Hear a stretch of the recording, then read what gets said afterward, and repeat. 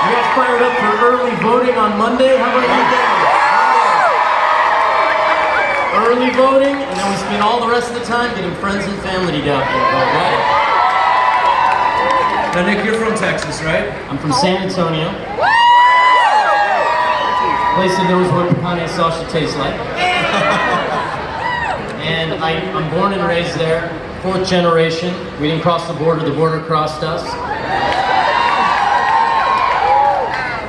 And this is my love. I may make my home other places, but this is the place I always come back to, and the rest of my family is here. And that's the reason that we're here today, is because the love that I have for this state, the love that I have for this country, and now the love that this man is up here to talk to you all about. I think the time has come, and we're so fractured in this country that there are people in my own family that don't agree with me being here talking to you guys today. And it's gotten to the point where the jokes, the rhetoric, has fractured us. It's fractured us as a families, it's fractured us as a country, it's fractured us in the focus in what we're going for. And that's what's different about this man.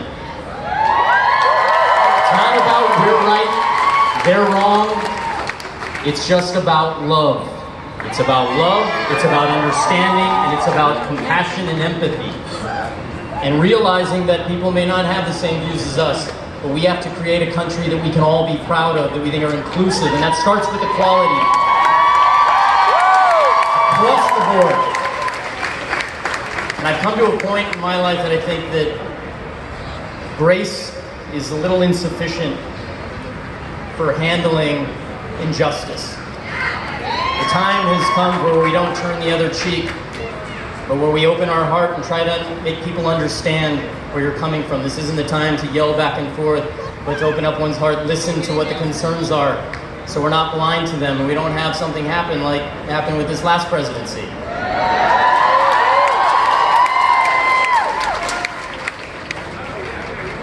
Yeah, listen, I came down here to see what all the fuss is about.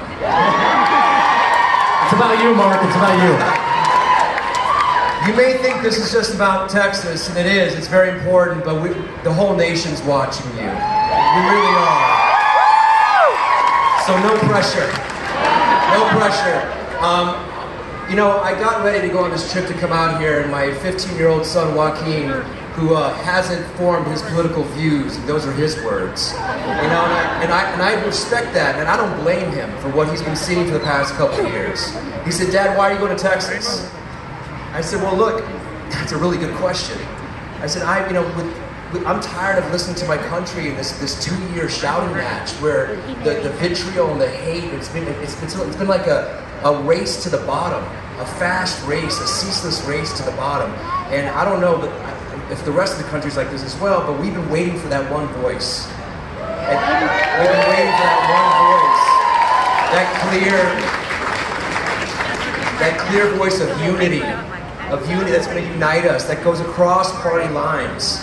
And I heard his voice. I heard Beto's voice. And it's also the thing that I heard that I'm most inspired with is that he talks about dealing with this fear that we're all taught to fear. Fear divides us. It paralyzes us. It separates us. It keeps us from voting. So we're not going to worry about that fear. We're gonna lead with love and with intelligence and with courage, because that's what this is. So what are we gonna do? What are we gonna do? What are we gonna do? We're gonna vote.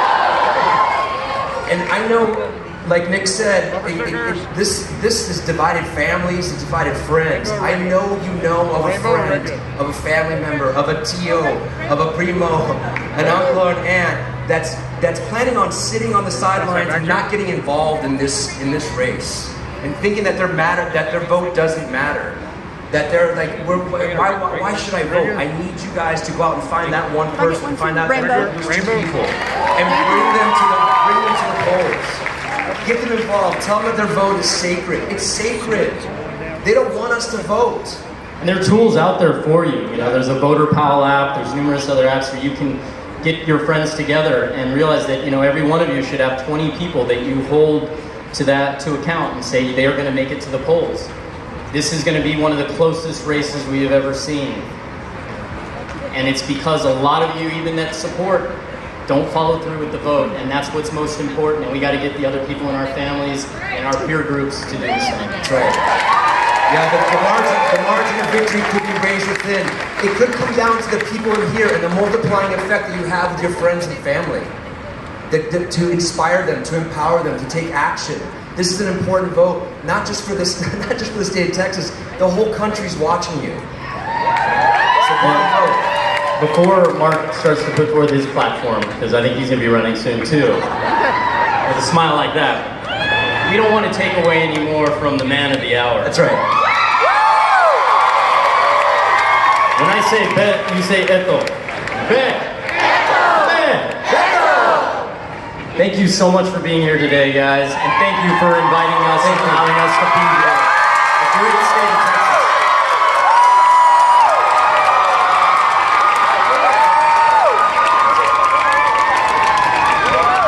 Let's hear it for Nick and for Mark for coming out and joining us, getting us fired up for what we're going to do together. Thank you all for being here. Thank you for being here. Real quick, when we started this 21, 22 months ago, más o menos, and was out there on my own, getting the chance for the first time to meet so many of you, traveling in a rental car. I've told you all the story of trying to get to Dallas from Austin. Google mapping it the night before. It's going to be like 2 hours if you were leaving at 1 a.m. But when I re-Google mapped it the next morning, it's like 8:30 a.m. Now it's going to be like 4 hours. Stopping at the gas station, putting the pump in, double tasking, going in, getting a cup of coffee and a banana, pulling out, and there's this giant gas hose following me out of the parking lot. I left it in the tank. Pull it out, don't realize that the trigger is locked, and so gas just starts splashing all over the car, on my suit. Next 3 hours, all windows are down, driving as fast as I can, trying to air out my suit. Whenever I would go to Travis County, I would get to stay at my friend's, the Clayberg's house, and I see Jay here, and it's his birthday, so big cheer for Jay Clayberg. Happy birthday, buddy. Go Libras. First time I came to Denton County. You guys were so good to me. I remember we were meeting outdoors, there were bands, there was music, there was art, there was just life, there was fun, there were kids, there were dogs running around. Maybe they belonged to you, maybe they're wild, I don't know. But it was one of those moments, now more than a year and a half ago, where I just knew that we were doing the right thing. And I knew that we were doing it in the right way. No PACs, no special interests, no corporations, just people and their dogs, and sometimes their kids, coming together, not for a candidate, not for a political party, but for the United States of America. All of us in for this country that we love so much. And every day since then, every visit back to Denton County, or to Collin County, or to Tarrant County, or to Dallas County, anywhere in North Texas, it's been the same. Filling me with so much hope, inspiring me, giving me the energy that I need. If we've slept 2 or 3 hours the night before, if, like we did yesterday, we drove from McAllen to Sinton, from Sinton to Austin, from Austin to Fort Worth, and just get up and do it again the next day. The energy I need is you. What you put into this is extraordinary. And I'm so lucky to be a part of it. I just want to say thank you. We're showing up everywhere, into every one of the counties, showing up for everyone. If you're a Republican and you're here, you're in the right place. Welcome. Democrats, you're in the right place. Independents, glad that you're here. We're all together. We're showing up together. And the places that I've had the privilege to show up in, from the very biggest, going to Harris County, and going to every single community within Harris County and within Houston, going to Loving, Texas. Really?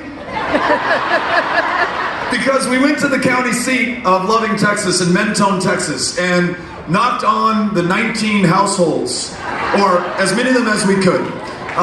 Met the folks in Mentone, in Loving, Texas, the smallest county by population in the state of Texas.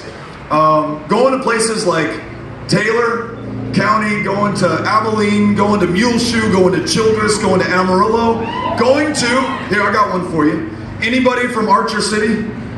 Archer County? Lonesome Dove? Last Picture Show, Larry McMurtry? I did that for Nick's benefit. He's an English literature major, so I want to make sure I threw out some references. We show up, and I remember we had been in Wichita Falls the night before. And an unusual place for a Democrat to be in most years, place votes so reliably Republican, that why would you bother to show up and to contest? Because that one's already in the bank for the other side, so why bother? But in the process of doing that, where Democrats fear to tread, Republicans no longer have to show up either, because there's going to be no one to challenge them in November. So the folks in Wichita Falls and Henrietta, Texas, Grayson County, Sherman, no one effectively is there to be in front of those voters to contest the election, but also to make it a contest of ideas, of vision, of record, of what it is that we want to do with this country, which is all of us in a government that is a democracy, where the people decide, allegedly, right? We're going to determine whether that's the case. So going to places like Archer City, which we were in the day after we had been in Wichita Falls, stayed at the Spur Hotel, walked around the courthouse grounds before going into Mern's Cafe. Stopped before we can get in the front door by a gentleman who's lived in Archer City his entire life. Pulls out a black and white photo from a manila envelope and shows me a picture of his dad.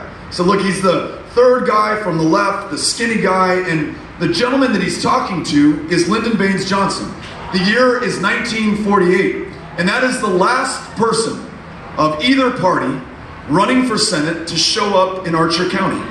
The advantage, now Lyndon Baines Johnson did not have the privilege of driving in our Dodge Grand Caravan.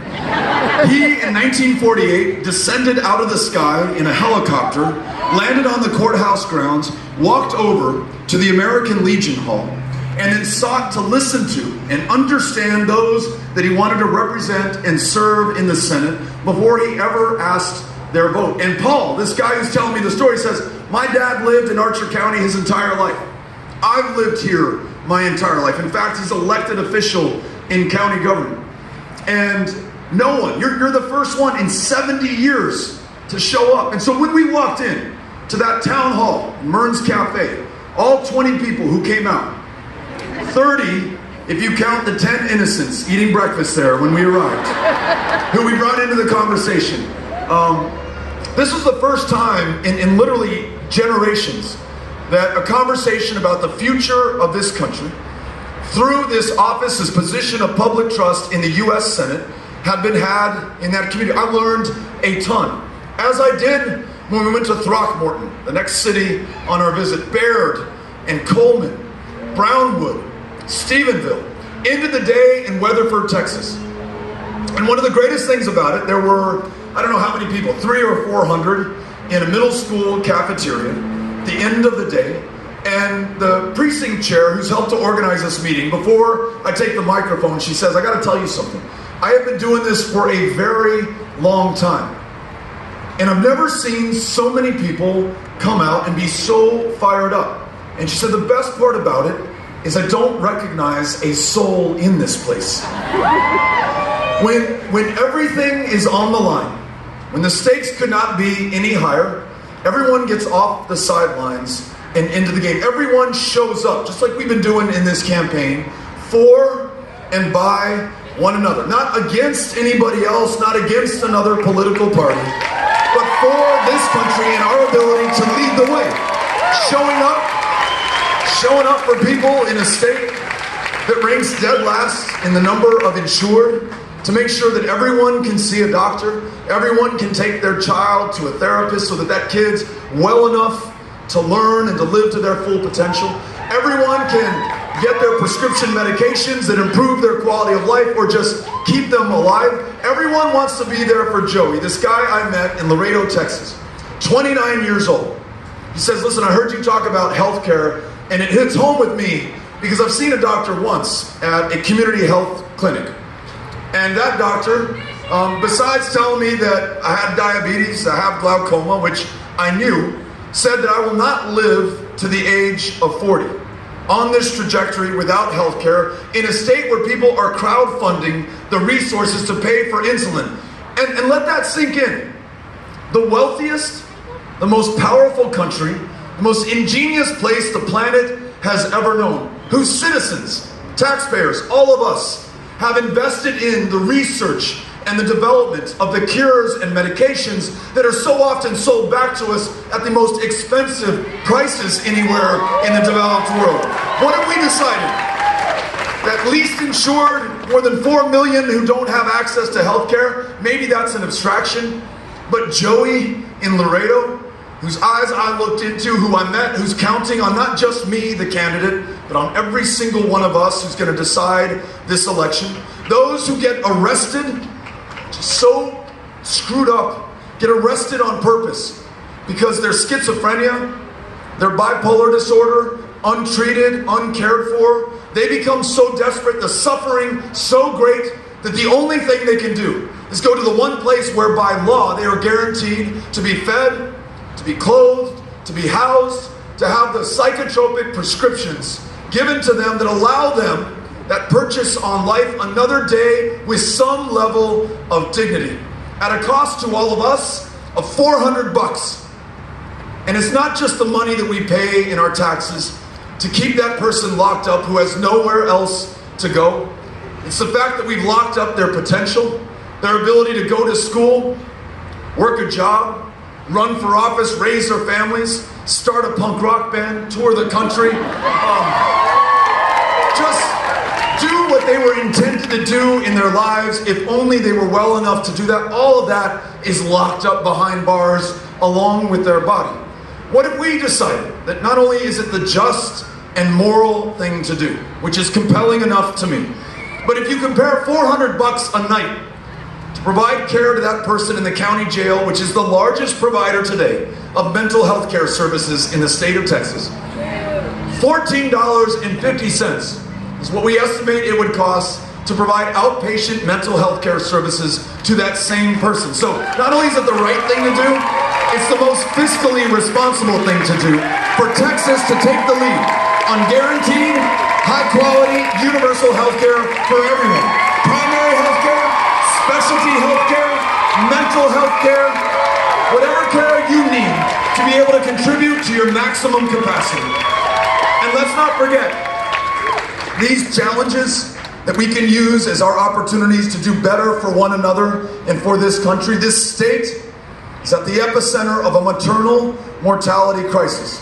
3 times as deadly for women of color. The same state which over the last 7 years has shut down so many family planning clinics that we made it so hard for women to get that cervical cancer screening, to see a family planning provider, to make informed decisions about their health and their bodies and their wellness, to see a provider of any kind. We also know that when we're talking about universal health care, it's every woman making her own decisions about her own body and having access to the health care that she needs to be able to do that. That's a challenge that we're going to meet together. Any school teachers